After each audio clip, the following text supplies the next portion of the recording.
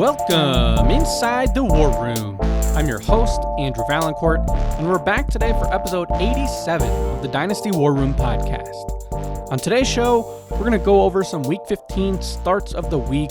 We have made it to the fantasy football playoffs, so I've picked out 3 players at each position that are non-obvious starts, so I'm not going to be giving you the Christian McCaffreys, Josh Allen's, Puka Nakuas of the world on today's show. These are going to be guys that are probably started, but maybe on the edge for some of those playoff teams that are looking to make some lineup decisions as we enter into round 1 of the fantasy football playoffs. So before we do that, I want to remind everyone, as always, make sure you are following this show on your platform of choice. We're on everything out there, Spotify, Apple, YouTube, you name it, we're there. So go make sure that you are following along so you don't miss any future shows. And go follow us on social media. Twitter or X is the primary place that you'll find us. We're at Dynasty War Room. You can find our Facebook page, YouTube channel at the same handle, and you can find me at Andrew Vcourt.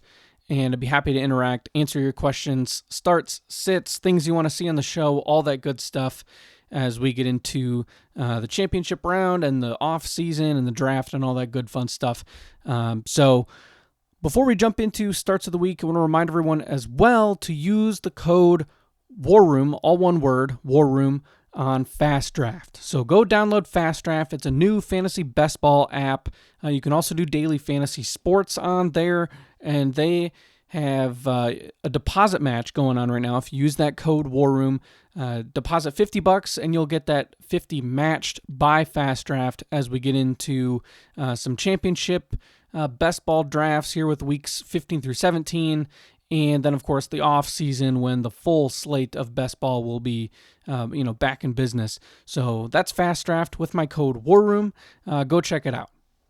All right, so here we are, week 15 of the NFL season. It is round 1 of most fantasy football leagues playoffs, and if you're in a standard 12-team league and you have 6 teams that make the playoffs, top 2 seeds are going to get a bye, and if you are one of those teams, congratulations. Having a bye significantly increases your chances of winning a fantasy football championship. So that is a huge, huge thing to get the 1 or 2 seed in your leagues, and you get to avoid having to make some of these tough start-sit decisions in Week 15, whether that comes down to injuries, bad matchups, etc. You don't have to sweat it out like everyone else in your league. So for those of you, though, including myself, I got a bunch of teams that are playing this week in round 1 of the playoffs. I got a few teams that have a first-round bye, but I do have a whole bunch of teams playing this week as well. So we got some lineups to set, and I want to start with the quarterback position. I'm going to give you 3 names.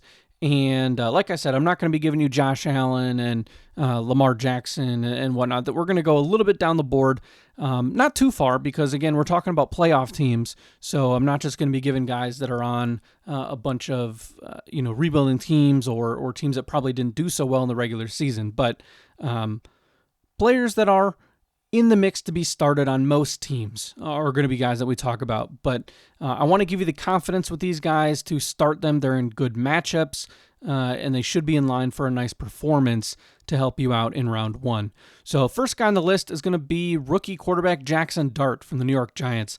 He is taking on the Washington Commanders at home, and Washington is the number 27 defense against fantasy quarterbacks. So there are only a few teams that are better for opposing quarterbacks in terms of their fantasy football output than the Commanders. So Jackson Dart, back coming off a bye, he's healthy, and we've seen this offense pick up a bit with him leading the team. They should be well rested, ready to go. The Commanders are going to be without Jaden Daniels, and this should be an opportunity for the Giants to really put up some points. And Jackson Dart is one of those rare players who has a nice rushing floor. So if you've listened to this podcast for any length of time, you've probably heard me talk about, rushing floors for quarterbacks are something that you really want to target in fantasy. And Jackson Dart's going to have that. So you're going to get the rushing yards, you're going to get some passing yards. There's probably going to be a lot of New York scoring in this game. The Commanders' defense just has really been struggling. And so Jackson Dart, I think, is a good first player to have on this list. Up next is going to be Philadelphia Eagles quarterback Jalen Hurts, who's taking on the Vegas Raiders in Philadelphia. And the Raiders are the 18th best defense against opposing quarterbacks. So a little bit more to the middle of the pack, but still a solid opponent, a subpar defense, team that's really been struggling in the Raiders. And I know Jalen Hurts coming off an abysmal performance that if you were relying on him to get you into the playoffs, he might have played you out of it. He didn't help you at all this past week against the Chargers with all the turnovers. But I think he gets it back on track this week against the Raiders. They're a great team to bounce back against.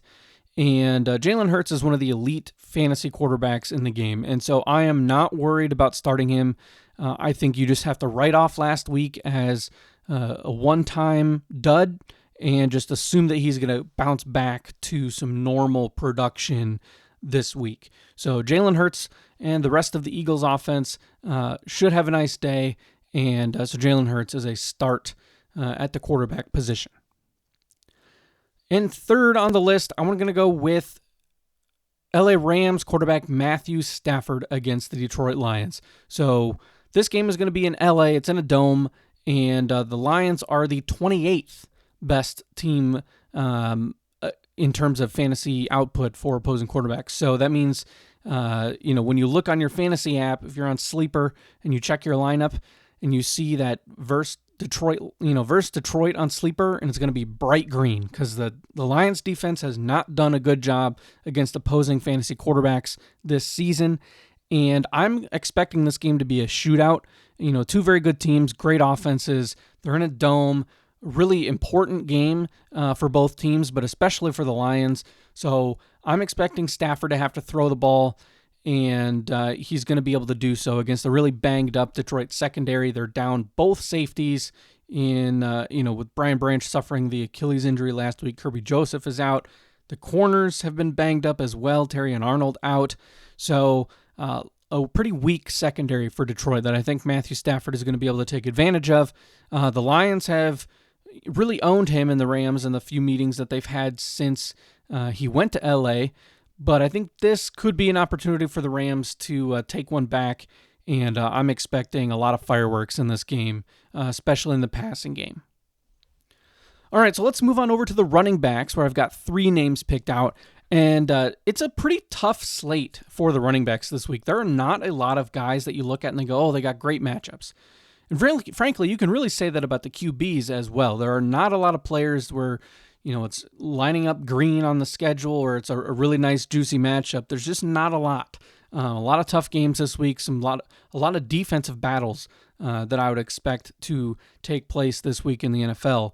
But I got a few games that I think will be some high-scoring affairs and result in some nice games for some running backs. So let's kick things off with a War Room favorite in Chase Brown from the Cincinnati Bengals. He takes on the Baltimore Ravens at home in Cincinnati, and the Ravens are the 25th best defense against opposing running backs in fantasy football. So that should line up great for Chase Brown. Joe Burrow is back. The Bengals offense looked really good against the Bills last week, and so I'm rolling out Chase Brown as a top-level running back for the rest of this season. I think that the Bengals offense is so high-powered and just an elite fantasy offense with Joe Burrow, and Chase Brown is dominating that backfield and can do it in the passing game or the running game. So I think you should expect a good game from him and as he takes on the Ravens. Next up is Houston Texans running back Woody Marks. So he plays the Arizona Cardinals at home, and the Cardinals have the 27th defense against opposing running backs. So we're getting a little bit worse, and of course that means better for the opposing running backs. And Marks is someone that has really had his workload increase over the last month or so. Nick Chubb also banged up a bit in last week's game for Houston. So as long as Woody Marks himself is healthy, I know he's been limited, and I think he missed practice already on Wednesday of this week. And so as long as he plays and he's ready to go, he should get a huge workload in this game as well, especially if Nick Chubb can't play. and the Cardinals defense stinks. It's probably going to be one of those games where the Texans have a great game script, lots of running the ball, although the passing game should work out pretty well too. It wouldn't shock me if there are a lot of points for Houston in this game, and I could see Arizona putting some points on the board as well. I know that the Texans defense is really, really good, but I think we could see some garbage time scoring for Arizona in this game. So Woody Marks, I think, is going to finally get some of those goal line carries with Chubb out, and that should be really helpful for his fantasy performance this week, as long as he's healthy. And third, Aaron Jones, Minnesota Vikings running back. He's at the Dallas Cowboys, who have the 29th ranked defense against opposing fantasy football running backs. So only 3 teams worse against opposing running backs than Dallas. And so Aaron Jones is someone who can catch passes. He has been involved a lot. He had a nice boatload of carries last week. I think he had 14 for 76 yards coming off the injury. And, he's been practicing. He should be ready to go and healthy. And it's a really nice matchup. J.J. McCarthy actually looked fairly solid last week and had a nice game. So there is a little bit of momentum here for Minnesota. Maybe they can keep it up against a relatively poor defense in Dallas. Jordan Mason might get some of the goal line carries or some of the short yardage, but Dallas has improved in the interior. So if you're talking more of the outside runs or the short passing game, I think that's really where Aaron Jones can take advantage here against a defense that, despite their improvements, still have some weaknesses against the run game. So so Aaron Jones, I think, is the third running back here on our starts of the week. So let's shift over to the wide receivers, and let's talk about Jameson Williams from the Detroit Lions. He takes on the Rams, as we talked about. This game is in LA, and the Rams are 18th against opposing wide receivers. And this is something that I think is going to be a result of both the game script, where I think the Lions might be behind for certain portions of this game. But then number 2, I think this is going to be a high-scoring game. Just like we talked about with Stafford, I think there's going to be a lot of scoring in this game. It wouldn't shock me if, score-wise, it was something similar to what we saw with Detroit and Dallas, where it's, first one to 40 wins type of thing. But even if we only, get into a 28-24 type of game or a, 31-28, et cetera, that's still a lot of points. And I think it could be a pretty good fantasy game to target if you're looking for players just to have in high upside matchups. So pretty much everybody involved for the Lions and the Rams is startable this week, and I would encourage you to do so. A couple questions there. Maybe David Montgomery, you probably don't feel awesome about playing him. I think you probably have better options than him. But relatively speaking, everybody else, Kyron Williams, Puka, Devontae Adams, St. Brown, etc., Gibbs, Goff, you're starting everybody in this game, and it should be a fun one. Next up is going to be Commanders wide receiver Terry McLaurin, who is now going to be in, I believe, his third game after returning from injury. He takes on the New York Giants in New York, and the Giants are the 30th ranked team against opposing wide receivers, so quite bad. And Terry McLaurin has been, the clear number 1 since he returned to this lineup.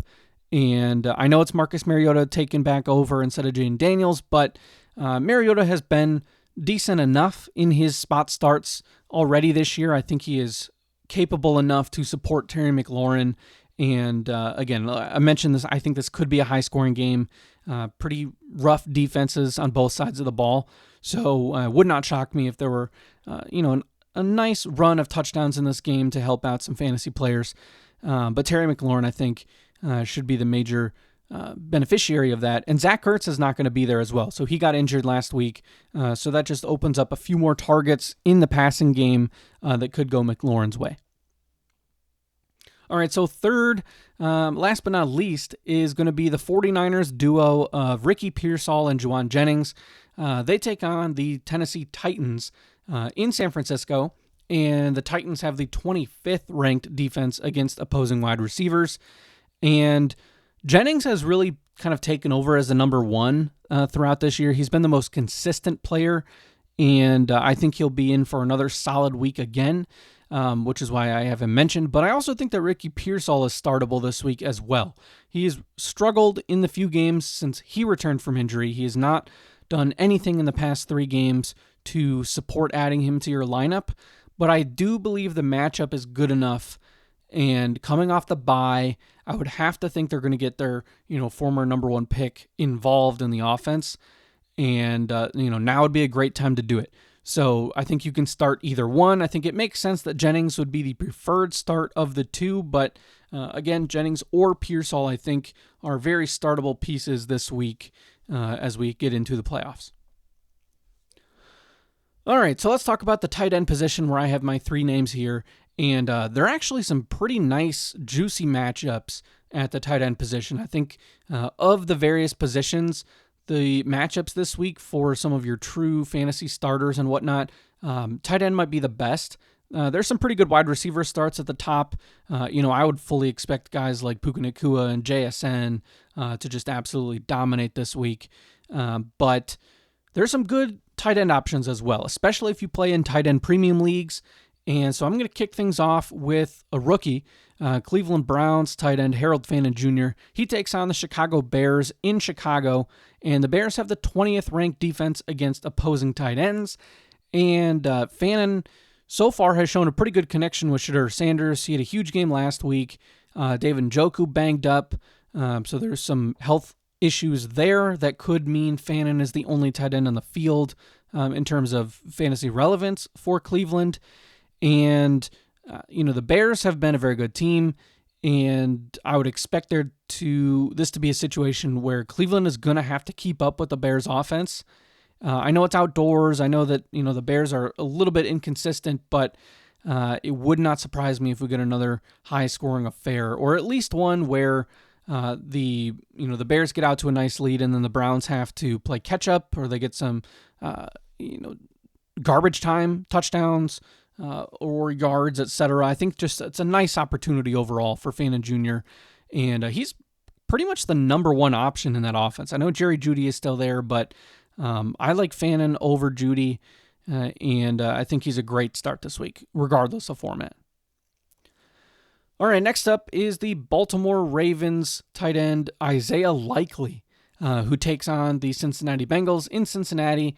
And you could also go with Mark Andrews. I think both Andrews and Likely should be very good this week. I think you can fully start both of them.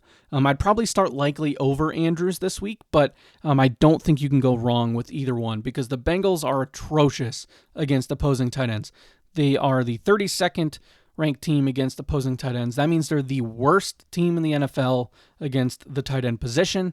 And Isaiah Likely has really come on as of late. He's had some nice games in a row. He had a couple touchdowns that came off the board, so his numbers could have looked even better.